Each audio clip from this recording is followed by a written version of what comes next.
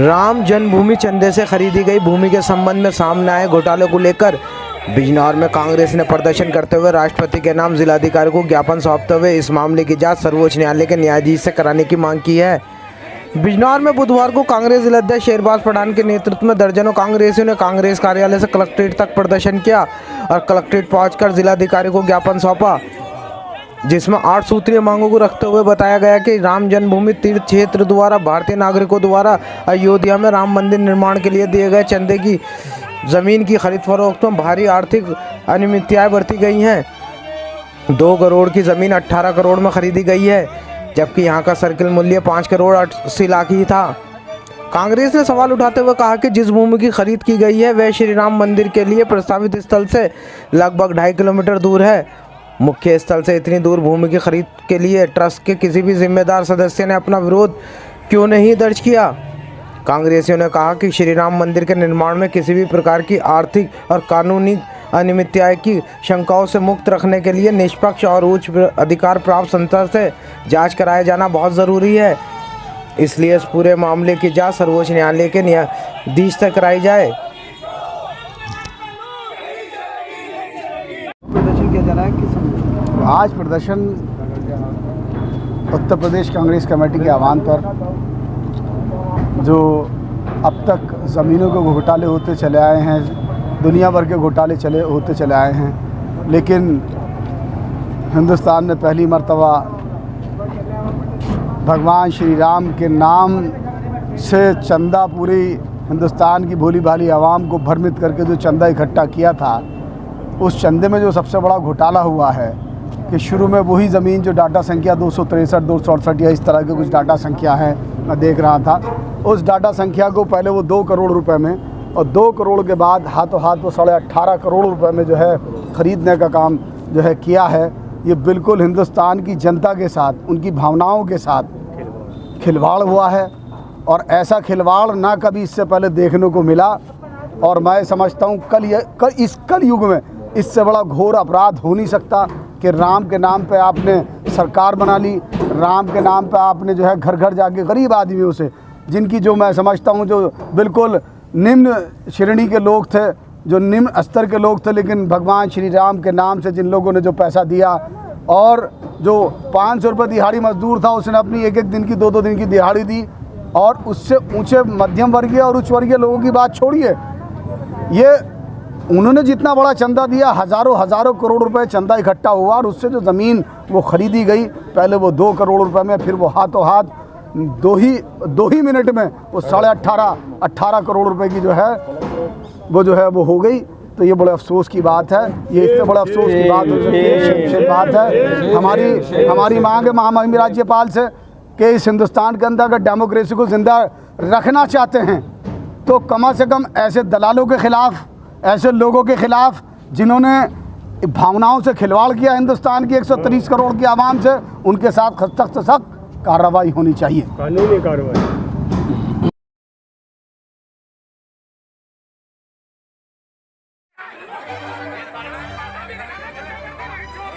बिजनौर के धामपुर में mobile market में युवकों के 2 ग्रुपों में झगड़ा हो गया। दोनों ग्रुप के लोगों में जमकर मारपीट हुई। सूचना पर पहुंची पुलिस ने एक युवक को हिरासत में ले लिया है। दरअसल धामपुर शहर की मोबाइल मार्केट में मामूली बात को लेकर युवकों के 2 गुटों में झगड़ा हो गया। दोनों पक्षों के बीच जमकर मारपीट हुई। इस झगड़े के दौरान मोबाइल शॉप काउंटर के शीशे टूट गए और वहां पर खड़ी बाइक भी क्षतिग्रस्त हो गई। झगड़ा इतना बढ़ा कि कुछ दुकानदार भी इसमें कूद गए और उन्होंने झगड़ा कर रहे युवकों की जमकर पिटाई कर दी। सूचना पर पुलिस मौके पर पहुंची। पुलिस को आता देख झगड़ा कर रहे युवक वहां से फरार हो गए, लेकिन एक युवक पुलिस के हत्थे चढ़ गया। पुलिस इस युवक को पकड़कर थाने ले गई।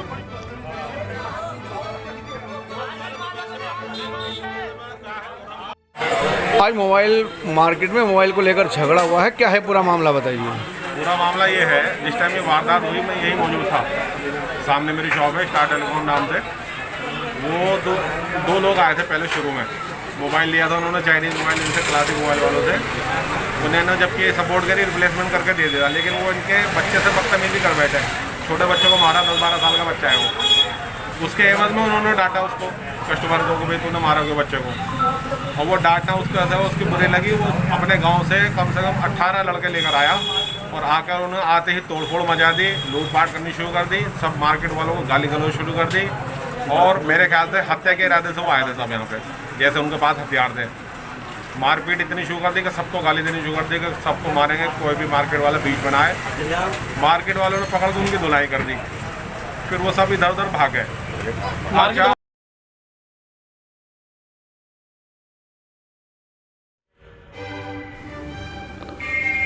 आरोपों में घिरे रहने वाली पुलिस जब भी कोई अच्छा कार्य करती है तो लोग उसकी जमकर सराहना करते हैं।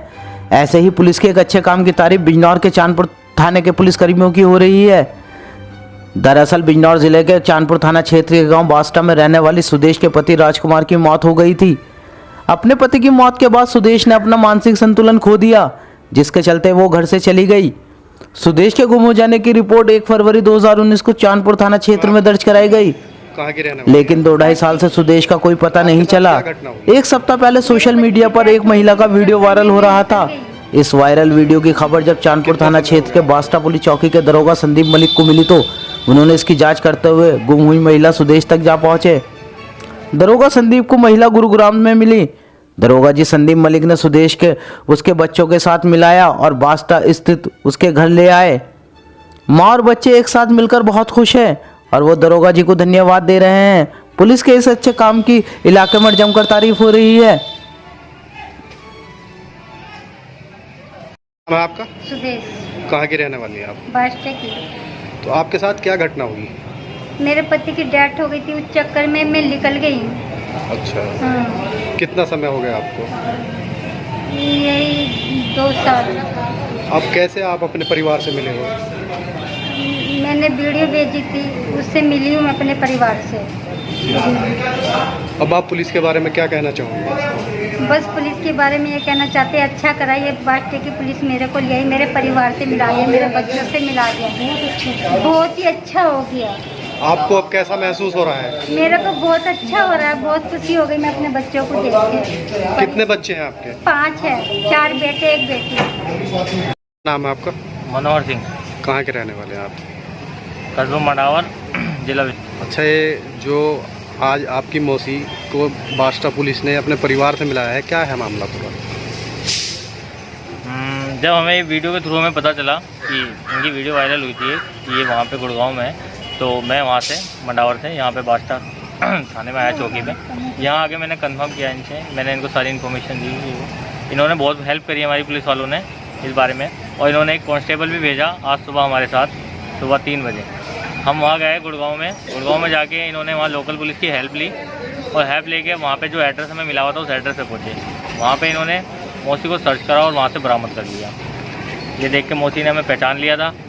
हम सब बहुत खुश हुए, मौसी भी बहुत खुश हुई, और हम सही सलामत अब यहाँ पे बास्टा चौकी में आ गए हैं। अच्छा, पुलिस की सहायता से हमें हमारी मौसी मिल गई।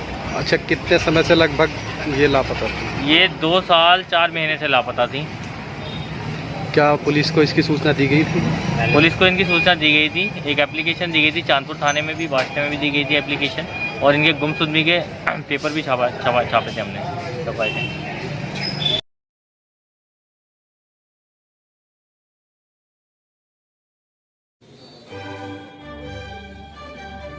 बिजनौर में जिला पंचायत अध्यक्ष पद चुनाव में सिख समाज के लोगों ने पुलिस पर भाजपा के पक्ष में काम करने का आरोप लगाते हुए डीएम और एसपी से मिलकर शिकायत की है। सिख समाज के लोगों का कहना है कि भाजपा के लोग पुलिस के सहयोग से अपने प्रत्याशी को जिताने के लिए विरोधी पंचायत सदस्यों और उनके परिवार वालों को डरा धमका रहे हैं। उन्होंने दोनों आला अधिकारियों से निष्पक्ष चुनाव कराने और पंचायत सदस्यों का उत्पीड़न रोकने की मांग की है। बुधवार को सिख समाज के सैकड़ों लोग कलेक्ट्रेट पहुंचे और जिला अधिकारी उमेश मिश्रा से मांग करते हुए कहा कि जिला पंचायत चुनाव में भाजपा बौखलाई हुई है, जो सिख समाज की एकमात्र प्रत्याशी को जीतता हुआ देखना नहीं चाहती। भाजपा अपनी सरकार में पुलिस और प्रशासन पर दबाव बना रही है ताकि पंचायत सदस्यों का उत्पीड़न किया जाए और उन्हें मजबूर होकर उनके प्रत्याशी के पक्ष में वोट डलवाए जाएं। सिख समाज के लोगों का कहना है कि हम इसका विरोध करते हैं। उन्होंने कहा कि सिख समाज हमेशा से लोगों के लिए भलाई का कार्य करता आया है, लेकिन भाजपा नहीं चाहती कि सिख समाज की उम्मीदवार चरणजीत कौर चुनाव जीते। उन्होंने कहा कि क्या सिख समाज को हक नहीं है कि वह चुनाव लड़े। समाज के लोग सभी लोगों ने मांग करते हुए कहा कि चुनाव को निष्पक्ष कराया जाए और वीडियोग्राफी कराई जाए। जिला पंचायत सदस्यों को डराया न धमकाया जाए, जिससे वे निष्पक्ष और निर्भीक होकर वोट कर सकें।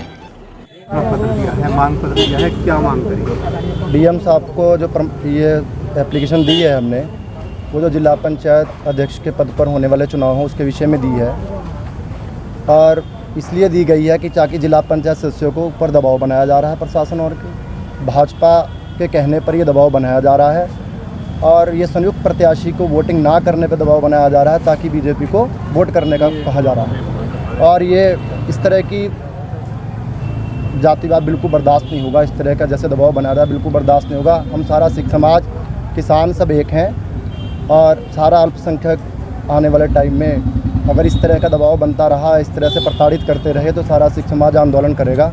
ऐसा बिल्कुल नहीं होने दिया जाएगा। तो भाजपा भ्रमित करने का भी काम कर रही है? बिल्कुल कर रही है, बिल्कुल कर रही है, भ्रमित करने का काम भी कर रही है। दबाव बनाया जा रहा है। क्या हम आपदा में लंगर हम लगाते हैं, गुरुद्वारों को हॉस्पिटल में तब्दील हमारा समाज करता है, क्या हमारा हक नहीं है कि हम कोई चुनाव लड़ें? क्या हमारा कोई भी पद पे रहने का कोई अधिकार नहीं है? क्या आप ही बताइए, आप मीडिया वाले हैं। तो क्या आपको रोका जा रहा है चुनाव लड़ने? जी जी बिल्कुल रोका जा रहा है, प्रताड़ित किया जा रहा है। जैसे थोड़ा एक मेंबर को उठाया जा रहा है, जैसे कि मेंबर को जाके प्रशासन पुलिस के द्वारा दबिश बनाई जा रही है। कभी 12 साल 14 साल पुराना कोई मुकदमा है, उस पर दबिश बनाई जा रही है। किसी के ऊपर कारोबारी है तो उसकी इंक्वायरी की जा रही है, तेरे पे संपत्ति कहाँ से आई, इस तरह की दबाव बनाया जा रहा है। क्या किसी एक दो मेंबर को अगर प्रताड़ित किया, उनके नाम क्या है? नहीं, नाम नहीं बता सकते, नाम बताने नहीं मेरा काम है। तो और प्रताड़ित होंगे। ठीक है। समाजवादी पार्टी, लोकदल, किसान यूनियन, ये संयुक्त प्रत्याशी एक हमारे चरणजीत कौर सिख समाज से घोषित किया है। अब चुनाव नज़दीक आ गए हैं। बीजेपी के पार्टी यानी कि प्रशासन हमारे जितने मेंबर हैं उनको घर में जाके धमकाया जा रहा है, उनको वोटिंग ना करने के लिए किया जा रहा है और बीजेपी के लिए वोटिंग करने के लिए कहा जा रहा है। हमारा सिख समाज पूरा इसका विरोध कर रहा है।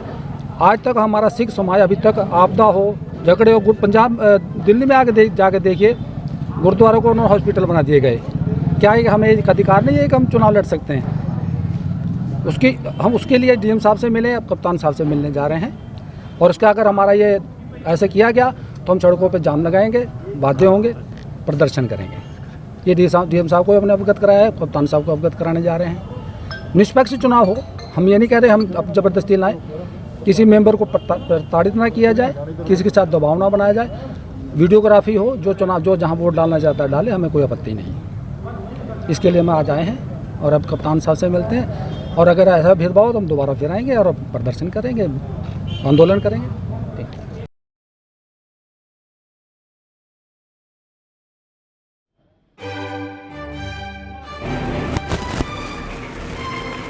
बिजनौर में जिला पंचायत अध्यक्ष चुनाव में वोटों को लेकर चल रही खींचतान के बीच सपा ने भाजपा पर सदस्यों को उत्पीड़न करने और जबरदस्ती वोटों को अपने पाले में करने के लिए पुलिस और प्रशासन की साठगांठ का आरोप लगाया है। इस संबंध में समाजवादी पार्टी के जिलाध्यक्ष राशिद हुसैन के नेतृत्व में सपा प्रतिनिधिमंडल ने रालोद और भीम आर्मी के नेताओं के साथ मिलकर जिलाधिकारी और पुलिस अधीक्षक को ज्ञापन सौंपते हुए चुनाव को निष्पक्ष कराए जाने की मांग की है और पंचायत सदस्यों पर किए जा रहे उत्पीड़न को रोके जाने की मांग की है। मंगलवार को राशिद हुसैन जिलाध्यक्ष समाजवादी पार्टी के नेतृत्व में विधायक नईमुल हसन, पूर्व मंत्री स्वामी ओमवेश, रालोद जिलाध्यक्ष राहुल चौधरी, प्रदेश अध्यक्ष प्रवीण सिंह देशवाल, पूर्व सांसद मुंशी रामपाल, पूर्व सपा जिलाध्यक्ष अनिल यादव, भीम आर्मी के मंडल प्रभारी शमशाद सैफी, भीम आर्मी के जिलाध्यक्ष नरेंद्र फाजी, पूर्व जिला पंचायत अध्यक्ष रफ़ी सैफी, पूर्व विधायक सुखबीर सिंह, महमूद कस्सार, अहमद खिजर खां आदि की मौजूदगी में ये प्रतिनिधिमंडल सर्वप्रथम जिलाधिकारी उमेश मिश्रा से मिला और उन्हें जानकारी देते हुए बताया कि भाजपा प्रत्याशी पुलिस की साठगांठ से जिला पंचायत सदस्यों का उत्पीड़न किया जा रहा है ताकि वो उनके पाले में जा सके। एक घटना का जिक्र करते हुए अवगत कराया कि जिला पंचायत सदस्यों को इतना टॉर्चर किया गया कि रात में पुलिस ने गिरफ्तार कर पूरी रात थाने में बिठाया। इसके अलावा मंडावली कोतवाली देहात बड़ापुर क्षेत्र में जिला पंचायत सदस्यों पर पुलिस लगातार दबाव बना रही है ताकि दबाव में आकर ये पंचायत सदस्य भाजपा प्रत्याशी के पक्ष में वोट कर दे। विपक्ष के इस प्रतिनिधिमंडल ने पुलिस अधीक्षक धर्मवीर सिंह से भी मुलाकात कर उन्हें ज्ञापन सौंपते हुए कहा कि चुनाव कराया जाए और इस तरह की कार्रवाई बिल्कुल न की जाए। उन्होंने कहा कि भाजपा के पास संख्या नहीं है और भाजपा प्रत्याशी पुलिस और प्रशासन जबरन पंचायत सदस्यों का हरण कर चुनाव जीतना चाह रहे हैं, जो कि लोकतांत्रिक मूल्यों का हनन है। दोनों ही अधिकारियों ने इस पर आश्वासन देते हुए कहा कि ऐसी कोई भी कार्रवाई नहीं की जाएगी जिससे कि चुनाव प्रभावित हो सके। जिला पंचायत का जो चुनाव हो रहा है उसमें भारतीय जनता पार्टी के लोग पुलिस प्रशासन और प्रशासन से मिलकर अनैतिक दबाव बनवा रहे हैं, हमारे मेंबरों को परेशान कर रहे हैं, हमारे कार्यकर्ताओं को परेशान कर रहे हैं। हमने लिखित में दे दिया और बता भी दिया, अगर इस तरह की घटना होंगी तो समाजवादी पार्टी का एक एक कार्यकर्ता मौके पर ही धरना देने का काम करेगा और हम इन बातों से घबराने वाले नहीं। हमारे पास पर्याप्त संख्या है, जो शुरू के दिन हमने कही थी हमारे 40 मेंबर हैं, 40 ही हैं और जीतेंगे हम। सबको पता 8 मेंबर हैं, अखबार देख लो, लिस्ट देख लो, 8 मेंबर हैं। बीजेपी अगर ये चाह रही कि हम दल बल या सरकार के बल पर चुनाव जीत लेंगे, पूरे उत्तर प्रदेश नहीं हिंदुस्तान में भारतीय जनता पार्टी को इस हिंदुस्तान की जनता ने नकार दिया। अभी कटारिया जी आए थे, प्रेस वार्ता करी थी 2-3 दिन पहले, उनका कहना था कि ये चुनाव जिस तरह से सत्ताधारी पार्टी जीतती है उसी तरह से हम भी जीतेंगे। इसमें आपका क्या कहना, क्या इशारा? हम चैलेंज करते हैं उन्हें, हम चैलेंज कर रहे हैं, हम जीतेंगे। वो नहीं जीतने के उनके पास संख्या नहीं है, संख्या हमारे पास है। और एक बात सुनो, ये सरकारें आते जाती रहती, सरकारों पे राजनीति नहीं होती, जनता के कामों पे राजनीति होती। पार्टी में कोई बगावत नहीं, हम सब एकजुट हैं। समाजवादी पार्टी, राष्ट्रीय लोकदल, भीम आर्मी, महान दल, हम सब एकजुट हैं और हमारे साथ जनता का समर्थन हमें है। हम जीतेंगे, हमारे पास संख्या बल है और संख्या बल वाला ही जीतता है। जय गुंडागर्दी के बल पर हम चुनाव नहीं जीतने देंगे। क्या बीजेपी गुंडागर्दी कर रही है स्वामी जी? अब हमने बीजेपी का नाम नहीं लिया, जो भी गुंडागर्दी करेगा उसके खिलाफ हम मोर्चा खोलेंगे, नहीं जीतने देंगे उसको गुंडागर्दी के बल पर। अच्छा, तो कहना है उनका है कि सत्ता का चुनाव होता है, जिला पंचायत वो जीतती है जिसकी सरकार होती है। नहीं, गलत बात है। वो जो जिसके पास संख्या बल होता है वो जीतता है। अच्छा, आपको आशंका है कि गड़बड़ी हो सकती है चुनाव में? हम नहीं होने देंगे। नहीं, आशंका है, होने नहीं देंगे हम। जय गड़बड़ नहीं होने देंगे। इतना होता 19-20 होता, लेकिन ऐसा नहीं होता जैसे और रिजवान एक पद वो था, रिजवान भट्टे वाला, अपने बच्चों के साथ अलीगढ़ जा रहा था, उसे सीओ साहब ने जो है रास्ते में रोक के उसके साथ बदतमीजी करके उसे उठा के यहाँ रॉयल कैडेट टेस्टन में लाके बंद कर दिया। चलिए मैं इसको देखता हूँ और देखिए हमारे पास तो एक ही रास्ता है, हमारे विधायक भी अभी ऐसे लड़का उस्मान बैठा है, मछली मेरे दो मछली के ऊपर मछली पालन कर रहे हैं, वो दिनों से कर रहा है मछली पालन। क्या आज ही उसमें दिक्कत आई है? मछली पालन में चुनाव के टाइम दिक्कत आई, उसके भाई को बैठा है। इसका सीधा मतलब है चुनाव से लगा रहता है। इसका भाई इमरान जो है हमारा मेंबर है, उस पर ये आरोप है कि वो मंगूरा डीएम साहब के नंबर में नहीं, उस पर भी उसको तो वो नहीं है ना, उसे नष्ट करने के या तो उसे नष्ट कराने की अगर है, लेकिन उसको बिठाने का क्या मतलब है? थाने के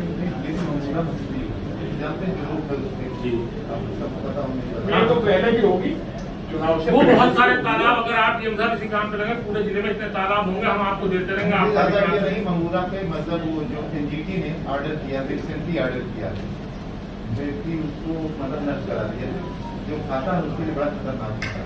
नहीं, वो नष्ट करवा दो और उसकी जो धारा में जिसमें उसकी चालान हो रहा उसकी दिलवा दो। हम कानून के मामले में कहीं वो नहीं करने के। हम पूरा वो रात 3 घंटे हमारे विधायक की वहाँ बैठ के आए, उसे जमानत दिलवा दीजिए उन धाराओं में। मैंने कहा ऐसे बगैर उसको रोक रखा है उसको। मैंने 107 से कहा भाई आप किस धारा में रोक दीजिए, सब बता देंगे। आप इसे मर गया थाने में तो क्या होगा इसका टॉर्चर? वो इतना घबरा रहा बच्चा भाई, वो ऐसे थोड़ी है। वो लोग चुनाव जीत के इसका मतलब चुनाव जीत के इसका मतलब ये थोड़ी उनके पूरे परिवार को लाकर थाने के अंदर रखे जाए। बस ये साहब अनुरोध हमारा यही है, इसे हमारे राष्ट्रीय अध्यक्ष और भी सब वो कर रहे हैं, मॉनिटरिंग कर रहे हैं, रोज हमसे भी नहीं मैं दारू पर आदमी हमारे आदमी के कहाँ है? आदमी के दोनों मंडल अध्यक्ष हैं, एक और अरे यार हिलाओ।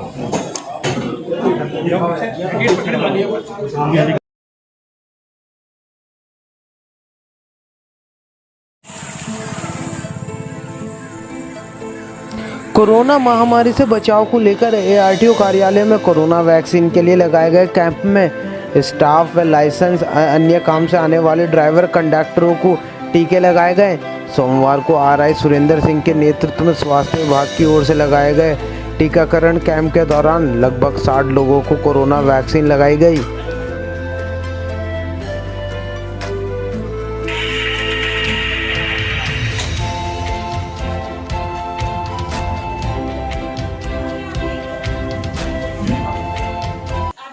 कार्यालय में वैक्सीनेशन चल रहा है, कितने लोगों के लिए कराया गया, कितने लोगों ने पूछा? कार्यालय में वो कार्यालय परिवहन आयुक्त महोदय के निर्देशों के अनुसार में हमारे यहाँ पे सभी जो ड्राइवर हैं, कंडक्टर हैं, जो यहाँ पे फिटनेस का कार्य कराने के लिए आए हुए हैं या वो लाइसेंस संबंधी कार्य कराने के लिए आए हैं, तो उनके लिए वैक्सीनेशन का कार्य ऑफिस के अंदर कराया जा रहा है। इसमें स्वास्थ्य विभाग की टीम भी हमारे यहाँ पर आई हुई है, वो लगा रही है। जिनके पहले टीका नहीं लगा है उनको यहाँ पर प्राथमिकता के आधार पर टीका लगाया जाएगा। 30 लोगों को अब तक टीका लग चुका है और शाम तक ये कार्य किया जाएगा।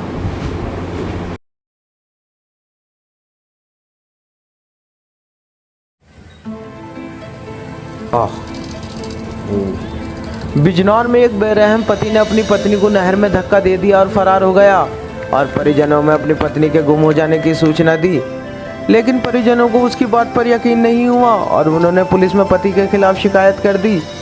पुलिस ने पति से पूछताछ की तो उसने अपनी पत्नी की नहर में धक्का देने की बात कबूली, जिसके बाद मुरादाबाद पुलिस ने घटनास्थल पर पहुंचकर गोताखोरों द्वारा नहर में विवाहिता की तलाश शुरू कर दी। जनपद अमरोहा के नौगावा सादात निवासी हनीफ ने अपनी पुत्री रईसा की शादी 6 वर्ष पूर्व मुरादाबाद के काट थाना क्षेत्र निवासी सुलेमान से की थी। तब से ही उसका पति शारीरिक और मानसिक उत्पीड़न कर रहा था। घरेलू विवाद को परिजनों ने कई बार बैठकर समझौता कराने की कोशिश की, लेकिन बेरहम पति के मन में कुछ और ही चल रहा था। 13 जून को आरोपी पति सुलेमान ने अपनी पत्नी को बिजनौर के नूरपुर थाना क्षेत्र में रहटा पुल पर नहर में धक्का दे दिया और फरार हो गया। परिजनों ने अपनी पुत्री के बारे में जब आरोपी पति सुलेमान से पूछताछ की तो उसने उसका गुम हो जाना बताया। तब से ही परिजनों को शक शुरू हो गया और थाने में शिकायत दर्ज कराई गई, जिसके बाद पुलिस ने आरोपी पति सुलेमान के कहे अनुसार रहटा नहर में गोताखोरों द्वारा तलाश शुरू कर दी है। मुरादाबाद से बिजनौर तक पुलिस लगातार गोताखोरों द्वारा विवाहिता की तलाश कर रही है, लेकिन अभी तक कोई सफलता हासिल नहीं हुई है।